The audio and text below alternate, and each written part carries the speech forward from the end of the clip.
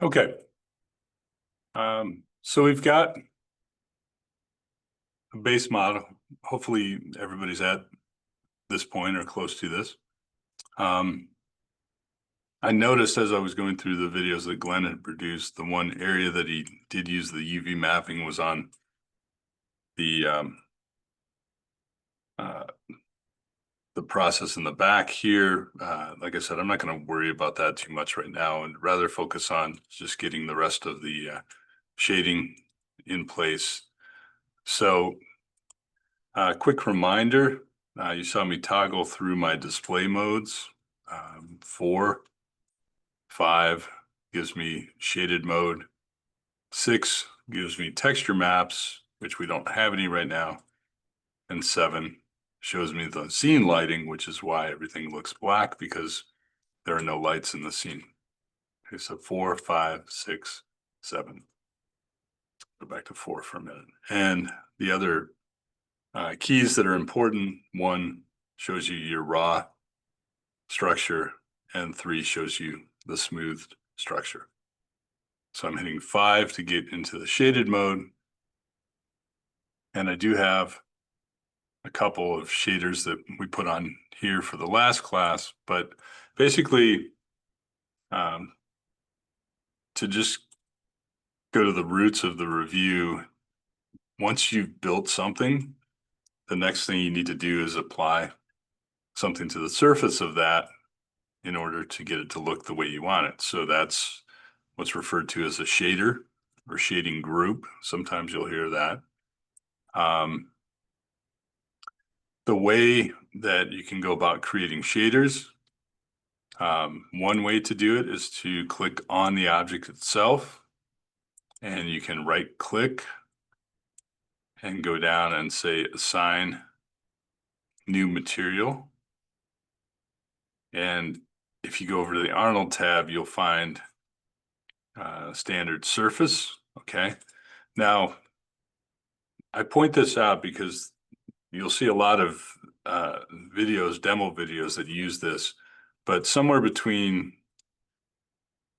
our Maya 24 and 25, they changed the way the shader is applied, and going through this process, I don't think is the best way to go about applying the shader anymore.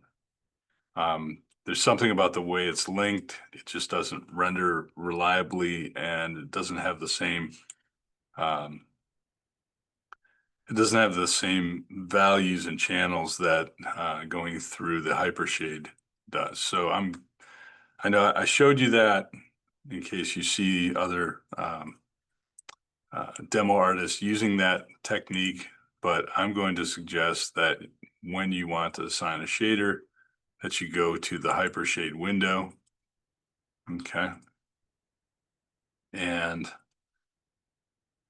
this is your work area down here. You have your materials tab up here, along with other things like textures, utilities, which there aren't any in the scene right now. So the materials tab will show you a little bit of what the material looks like. And then you've got your working area here. You've got the creation panel over here. And if you click on the Arnold tab, you can scroll through and find the aiStandardSurface node here.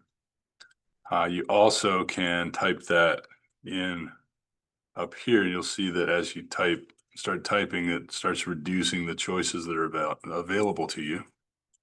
So I'm going to select a new one. And one of the things that can be helpful as you're working in your work area is that when you create something new, if you just hit the input and output connections here, which is this double arrow in the box, that will focus on what you just created. So if you've got background information, you've already been working on something and you want to clear that out, hitting the input output connections here is helpful. So what did we create when we clicked on the standard surface node? We created a new shader node that's plugged into a shading group. Okay, and the shading group is referred to, or abbreviated as SG, you can see that there's an out color node. So it's taking whatever you input in this surface node and it's adding that to a shading group. And the reason it's important to understand that is as we go down the line, we're going to be talking about displacement of the surface in addition to modifying the color of the surface. And that's going to be important to understand that the surface shading node gets plugged into the shading group, and the shading group encompasses both the surface node and displacement. Okay. We'll repeat that a few times as well, and we aren't dealing with displacement at the moment, so we can ignore that for the time being and focus on creating our standard surface shader. Okay. The first thing, and you can see if I click off of this, the shading group is the last group that was selected, but if I click on it, it has a green outline around it that tells me it's active. It will also show up in the property editor over here, along with the attribute editor over here. So basically these two windows, the attribute editor and the property editor in here, contain the same components. Okay. The one thing I like to do in the property editor is I will change the name so we have something that makes sense. So I might call this vertebral body. And I usually just, for a reminder, I'll add on shader or something to that effect so that I remind myself that this is a shader at the shading, the surface node. You could say vertebral body surface 2 might be another way to do that. If I hit enter, that locks that name in, and you can see that up here in the materials now, I can see that this material is available. If I click on it up here, you can see that it also highlights the node that's in our working window. Okay, so click here, that highlights the node. It's important to understand that because one of the ways that you can assign this to a surface is through the materials window, as well as a couple different ways that we can go about doing this. So to get this connected to our surface, I can pick the surface here. I can right click over the vertebral body node and say assign materials to selection, and that will add it to the vertebral body. I can right click over this and say assign material to viewport selection. So the viewport selection, the viewport is our window here. I've selected the object, and by right clicking either here or here, I can assign the surface group. Or now that I've created the shader in the Hypershade window, I can right click and come down here and say assign existing material, which was this one that we just created. And if I release on that, that will connect that shader to the surface. Okay. So that's cool. There's a couple different ways to do it, which sometimes creates some confusion, but you can sort of figure out your own workflow and decide which way works best for you. One of the things that is helpful is that if I've got multiple shaders assigned, or maybe use the same shader for different objects, I can select one of the objects in the window, and under the Hypershade edit menu, there's a couple useful tools. One of the things is select materials from objects. So if I've got that material selected, or I've got the object selected in my viewport window, I can say select materials from objects, and you can see that highlights the material assigned to that object. Okay. That's useful if you've got multiple shaders and you're just trying to figure out a way to go about editing that shader. You can pick the object and then say edit, select materials from objects, and it will highlight the materials that are associated with that object. You'll also notice that in that window under edit, there's select object with materials. So if I close my window for a second, I can see nothing is selected here. If I select the object in the materials tab, I can say edit, select object with materials. And now you can see it pop up even in the outliner. You can see that the body was highlighted here, but also highlighted in my viewport window. Like I said, when you're working with multiple objects and multiple shaders, it's useful to be able to select either based on the object or based on the shader in order to make additional edits to things. Okay. Are there any questions about that so far? Okay. All right, so let's talk about what's going on with the actual shader. I've got an object here, I've selected it. Over here in the attribute editor, you'll see a couple of things. There's the body shape. There's a couple history nodes that are associated with this. But if I go all the way over to the right in the attribute editor, you'll see that there's a tab for the particular shader, okay?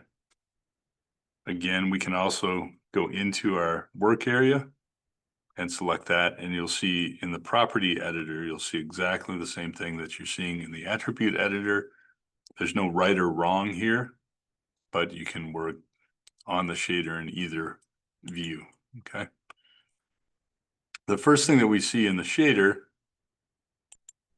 we're going to ignore the PBR thing for a moment. That's a new add-on that we'll get into discussing what PBR is. It's not a beer. It's a physically based rendering shader that's used in interactive applications like Sketchfab and that sort of thing. So it's actually, it makes sense that they've added this, and we'll get into that in more detail.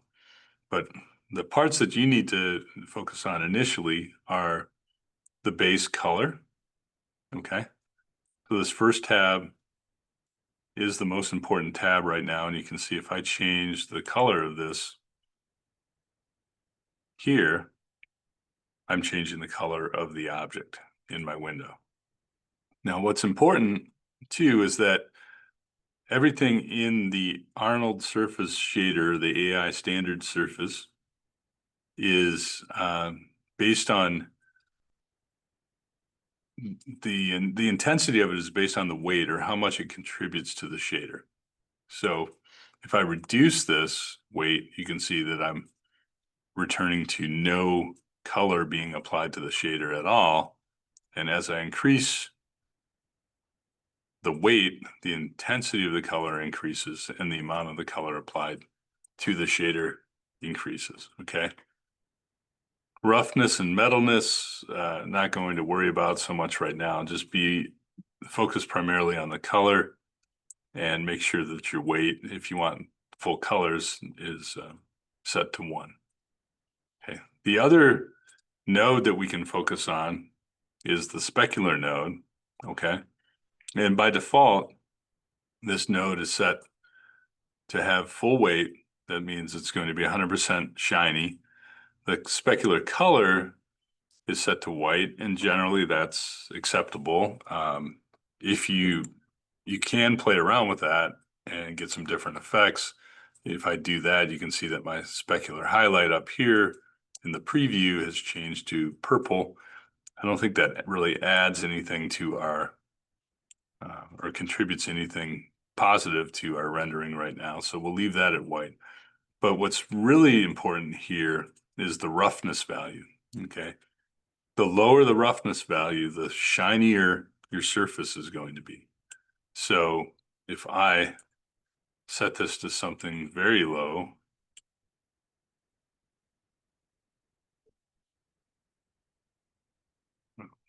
even our preview went away there. Let's get this. You notice as I back down the scale here,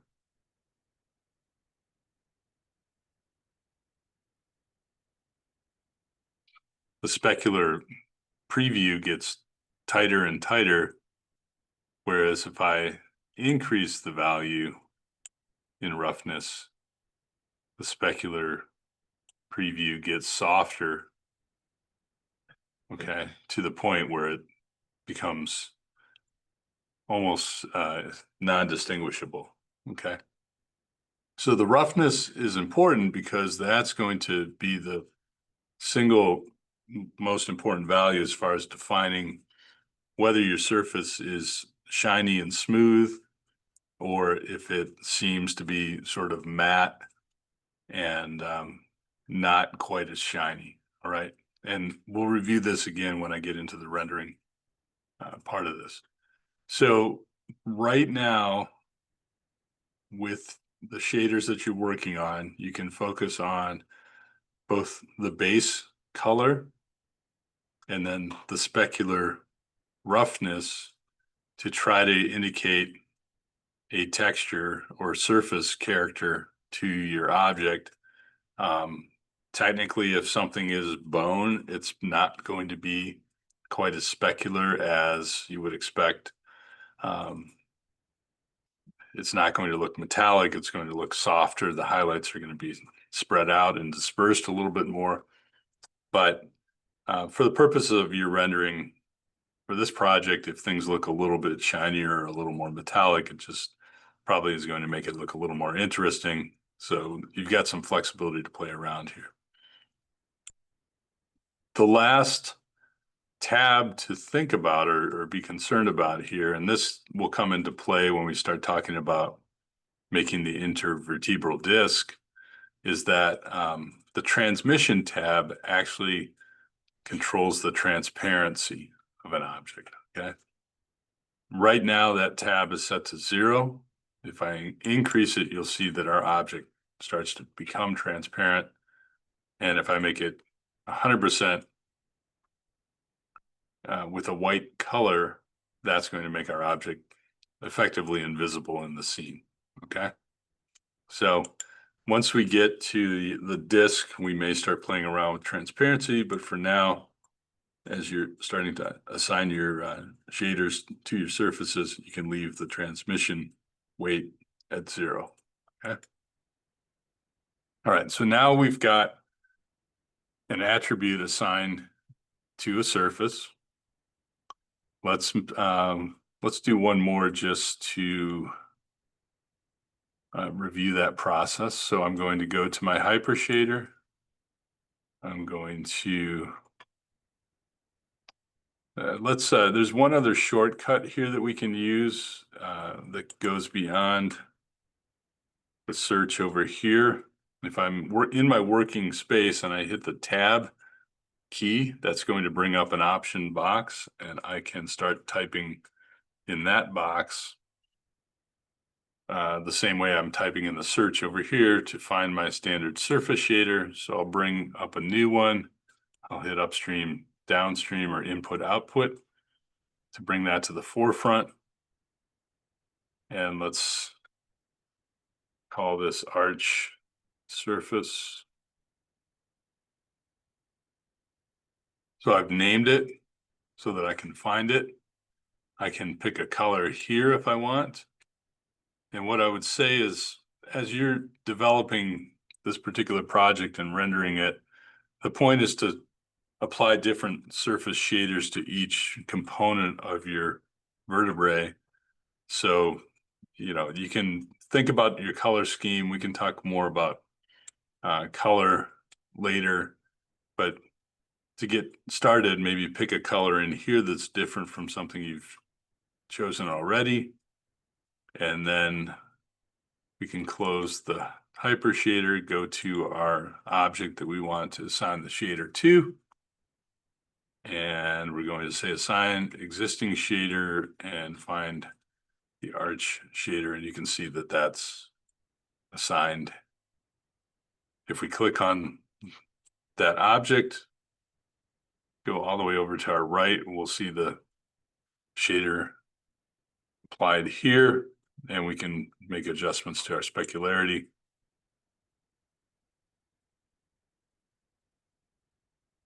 You'll notice as I'm putting values in, a lot of times I'll do something arbitrary like drag my bar across here and just get something that I think looks close in the preview window. But I tend to take just an extra step and round that off while I'm working. I've just found that if I do it here and I have to do any math later as I'm working on the project, or if I have to adjust multiple shaders and need to know that they're the same value, if I keep my numbers even, it just makes that process a lot easier during the development and assigning shaders to your surface. So we've assigned some shaders. If we hit the render of the clapboard icon here, we're not going to see anything. Anybody have an idea why that we're not going to see anything? Anyone? There's no lights, right? So the next thing we need to do after we've started putting shaders into our scene is to add lights. Okay. Also, I'm going to take a second to save this just so that we don't lose anything we've been working on. But now I'm going to go to my Arnold menu, and I'm going to pull off the lights tab here so we can talk about that. So something that is helpful, especially if you're doing repetitive tasks and you don't want to keep going back and digging into menus, is Maya has a tear off function. Okay, so if I go to my lights menu and click at the top tab and select that, that tears that menu off into a separate tab, so I can keep that someplace handy and we don't have to go digging for that tab while we're setting up our lights. I'm going to start with a sky dome light, and what that does is that basically puts a light source into our scene. As it's created initially, it's an even light source based on the color value. You can assign texture maps to that, and we'll talk about that in some later projects. But for now, if we keep that color at white and the intensity at 1, we have a light in the scene. And if we render that now, you can see that this is very high key, very bright, but it's also being lit from every direction. And so our vertebrae looks very flat. There is some shading and some shadow that's coming from the light. So you start to see a little bit of form, but this light's not the best light to show off form in our scene. It's really intended to be just a general light. And one of the things that you can do then is to decrease the intensity of the light. Somewhere around 0.1 to 0.2 will probably give us enough ambient light in our scene so that we can see the general color of the surface, but it's not washing out our scene or flattening out our scene. So that gives us room now to add some light to highlight the form. Okay.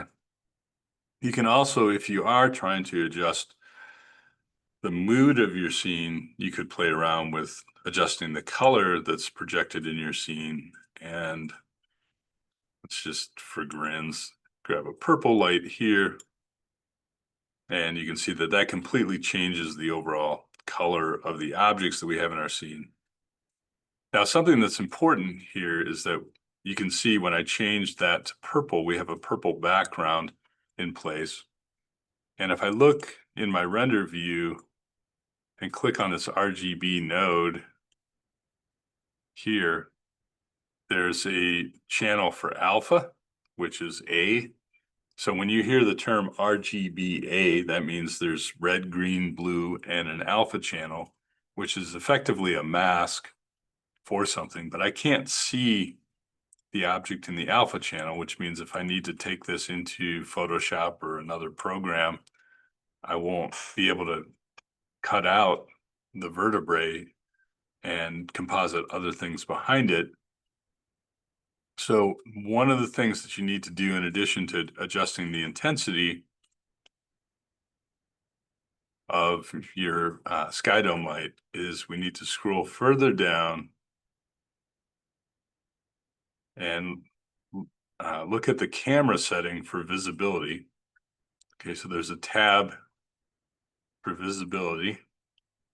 And if I reduce the camera setting tab to 0, when I render my object, you can see now the background is black. Okay, so the dome light itself is not shining through or coming through in our image. It's only affecting the object.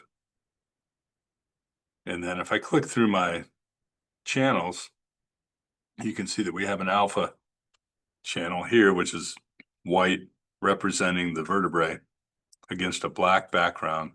And what that's telling me is that if I bring this into either Photoshop or After Effects or another compositing program, I will be able to cut this shape out or float this shape above another layer so I can modify my background. Okay. Everybody follow that? So the two things, the sky dome light, are reducing the intensity and changing the camera setting to 0 to remove the light from the background in your rendered images. Okay. Now, the next thing is we need to get some light on this object to help define the form. So we can do that by adding an area light. And when I click on area light, I don't see it because it's hidden inside of my vertebrae right now. But if I press R for scale, I can click on the middle icon and scale up the light. And what I notice is that I've got the box for the light defined, plus I have this little projection out here that tells me which way the light points. And if I rotate that, you can see that a little bit better. So we know we need to have this light positioned in a way that's going to help show off the form of the object. And in the convention of medical illustration, we tend to default to upper left-hand lighting. So I'm going to work on positioning this light. I'm using the W key to get the move tool, the E key to get the rotate tool, and we'll work on positioning our light so that we can see where we are in our orthographic views, and I can look at that in my perspective view as well. Okay. A little reminder, since I had done this previously and opened the scene, and we have our highlight that shows us what's being rendered versus what's not being rendered, which is a little bit lighter gray here. I just want to remind you that that is found under the camera settings down here. If I change to no gate, I'm not really seeing, I'm seeing the window, but I'm not seeing what is being rendered. If I change this back to resolution gate, now within the window, I'm seeing the frame of what is going to be rendered, and then everything out here will not show up in the scene. Okay. So we've added a light. if I use my numerical values on the keyboard, 4 wireframe, 5 shaded mode, 7 light mode, and that also ends up here too. Sorry, in this smooth shade and use all lights over here. So here's your wireframe, smooth shade, and lights. You can see that light's not contributing much to the scene as we look at it. And if anybody recalls, there's one setting on your area lights that's down here called normalize. If you don't see it, you might have to scroll down a little bit. Normalize, I think it was developed to address real world lighting. And so that if you have normalize on, you actually have to type in some intensity values that are pretty ridiculous in order to get the light to show up in the scene. What makes more sense to me is that if your light comes in at an intensity of 1 and you want it to show up in the scene, turn off normalize, and that you can see then allows the light to function a little bit closer to what you would have expected from the original Maya and the original Maya lights that can be found over here. So we're focusing on the Arnold lights. We've created an area light. We've turned off normalize. That's now going to give us some level of form. It's bright enough here. We're starting to pick up some highlight, pick up some cast shadows. Okay.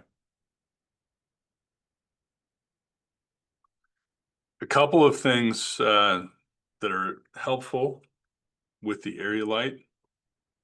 You can control the shape of the light. So by default, the light is a square, and you can scale that to make it a rectangle. You also can change it to a disc, which would make it a round shape. Okay. The way I like to think about this is that if you were in a photo studio and you had those big lights that usually have sort of like a soft filter over them, those are usually big square lights. So using an area light kind of replicates that concept. If you find though that you're getting square shapes reflected back and you want those to look round, that's a time where you could change to a disc. What you'll notice though is that if you change the shape to a disc, the options that you have available are reduced. Okay.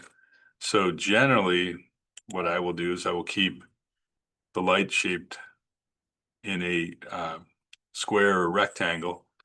And if I want the light to reflect back as if it were coming from a circle, I can actually adjust the roundness of that, and that will make it seem like this square or rectangle is actually a round shape. We probably won't see too much difference between the two here because it's a pretty subtle change, but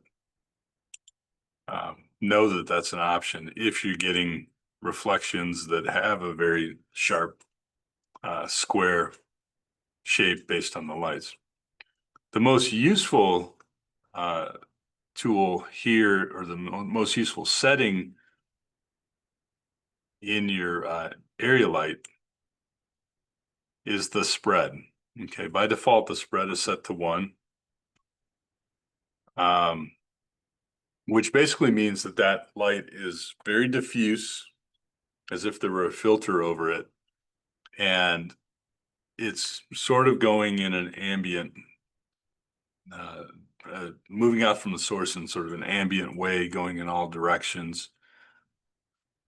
So if we look at that, you can see that it's very, the way the surface is rendering is very soft. If we change that spread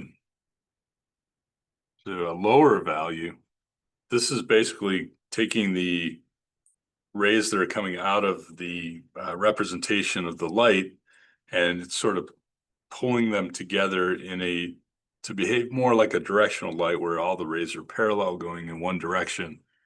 And we should, if we render this now, we see a much sharper directional component. If you look at the shadows here, you can see that the shadows are sharper.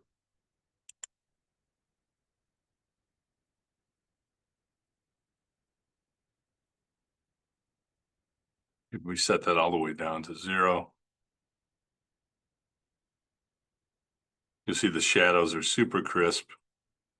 Okay, there's no softness or diffusion to the shadow, and it's almost as if this light is behaving like the sun, where it's going in a very sharp and parallel direction with light rays. So you probably don't want that, but you may not want the diffuseness of it set to 1. So experimenting with the spread of the light will help you define the form of your object, okay? You can start to sharpen up your shadows a little bit, get them to be a little more pronounced, which can help with the readability of your image.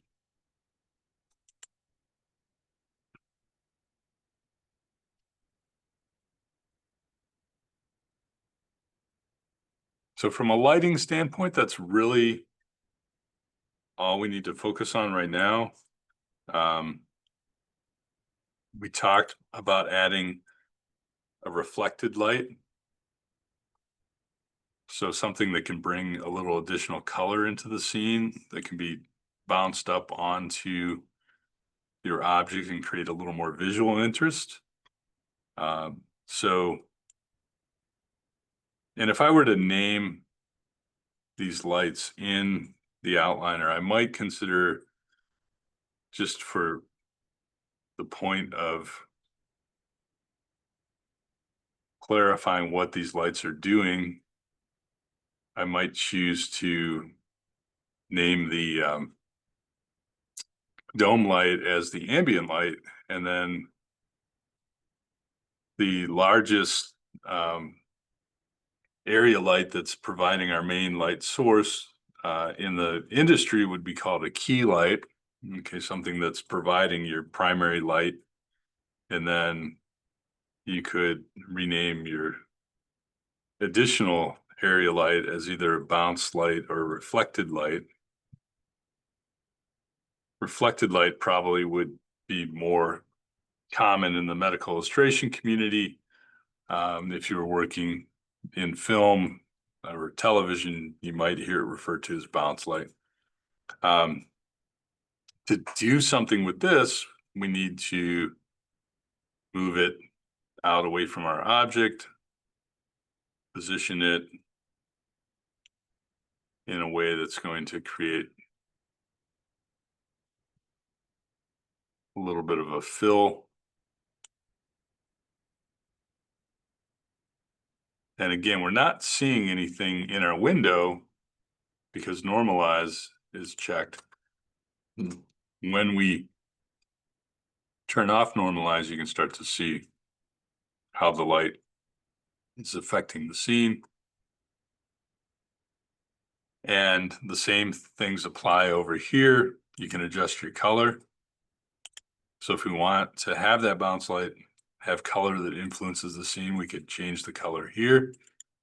We can adjust the intensity.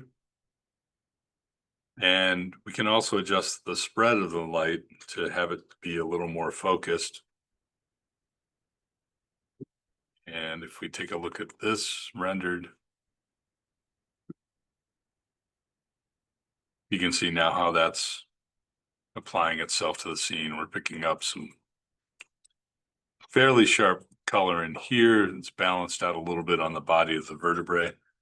These objects haven't had a shader applied to them, so they're behaving a little differently than the AI standard surface shader that we've applied.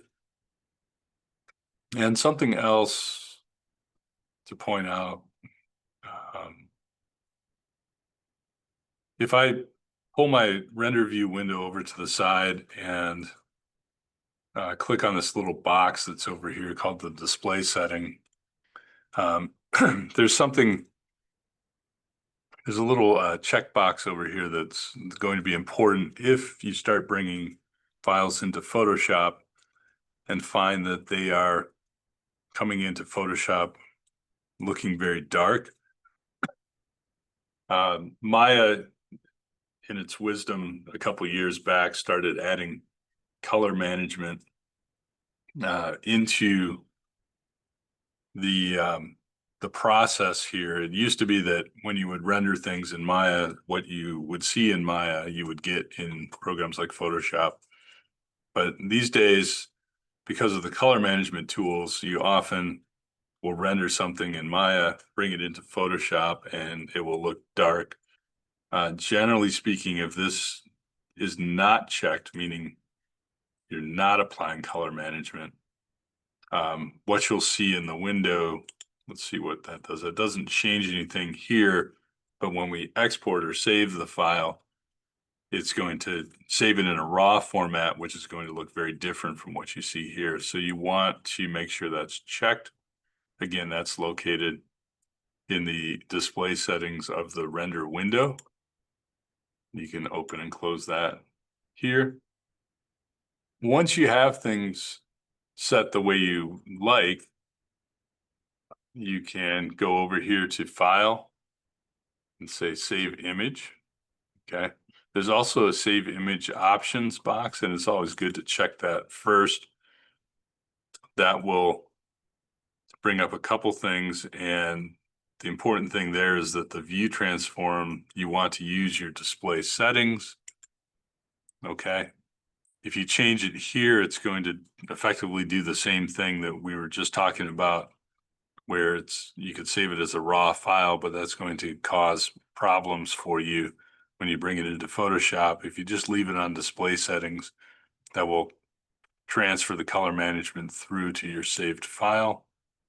So we'll go to File, Save Image. And the important thing to note here is that wherever your project is set to, Maya is going to output that image to your images folder. So when you start Maya, you set up your project, you set your project or point Maya to that project, and then your images, anything that you save as a rendered image will go to the images folder, and you can look for it there. Now, the other form of joy that Maya has brought to us is that if you don't type in the suffix when you're saving your file, it will default to a JPEG.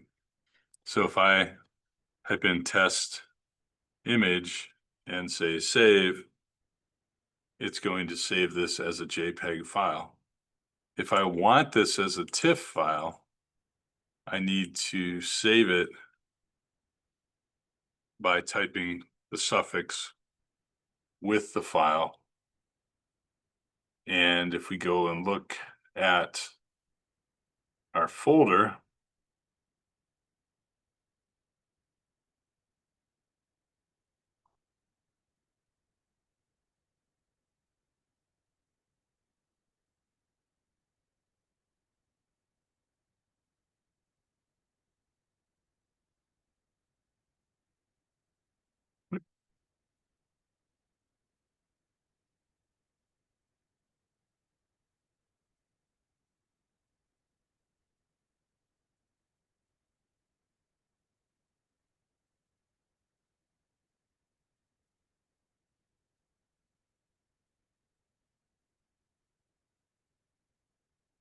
should have a default.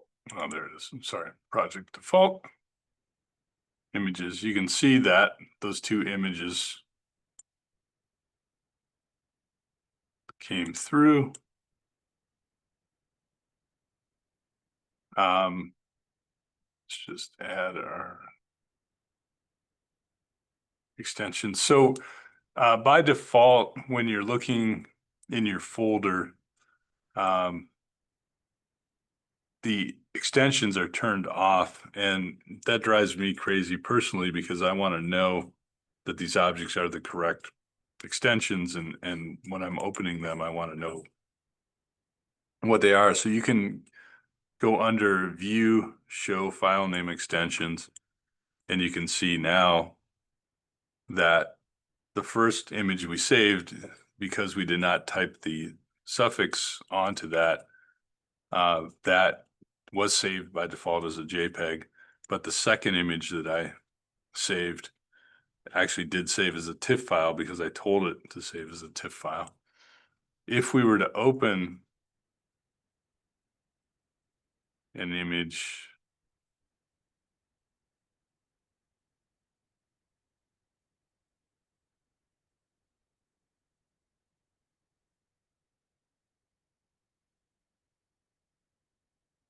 and bear with me because I'll probably have to sign in here.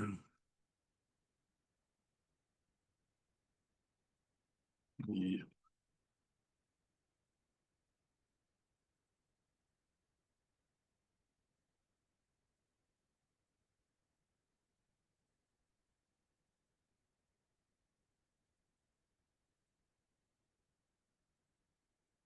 Okay, so I've opened my JPEG in Photoshop.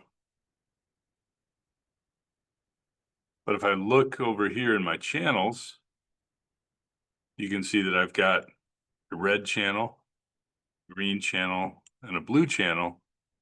There's no alpha channel over here because the JPEG only holds RGB information. Okay. So I could try to use my selection tool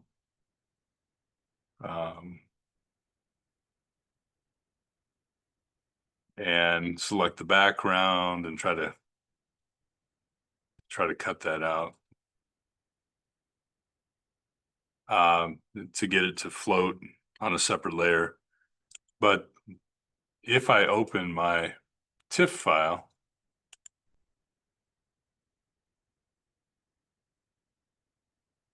you'll see that that comes in on its own layer.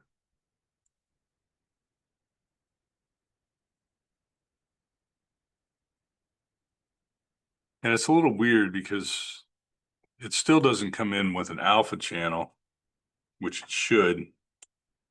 That's something I haven't quite understood the rationale or the logic by that. But for the purpose of editing, at least you've got a separate layer with no background. And if I add a color to the background here, you can see that I can put this rendered file over the top of any type of background. Okay.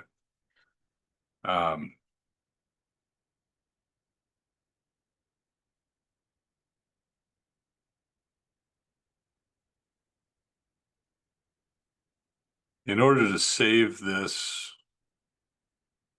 with something that actually will retain the alpha channel, we either have to save it as a targa file, which is TGA, or save it as an EXR file, I believe will maintain the background and give you an alpha channel too.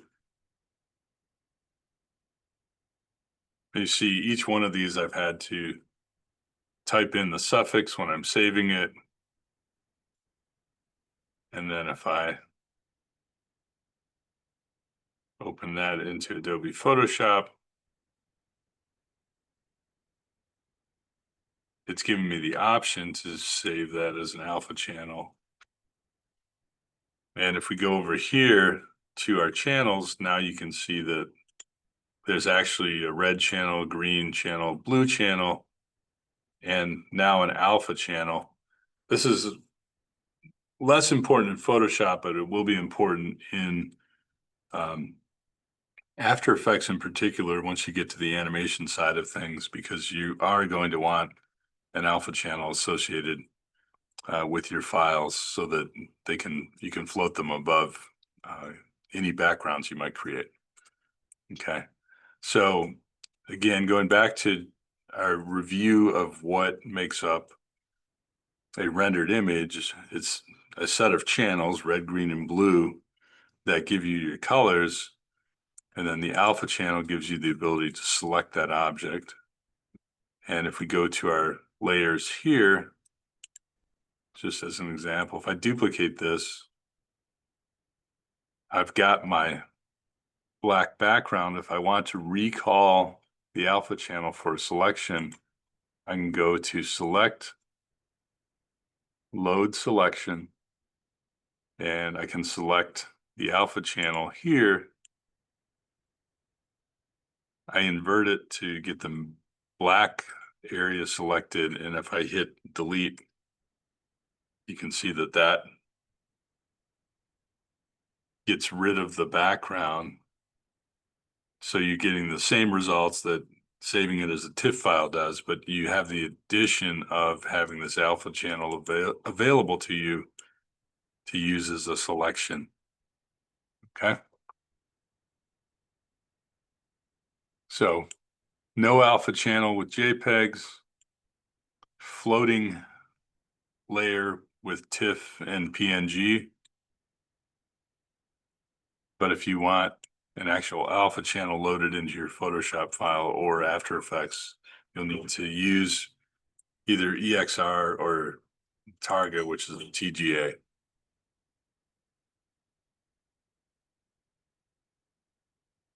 Okay, any questions about that?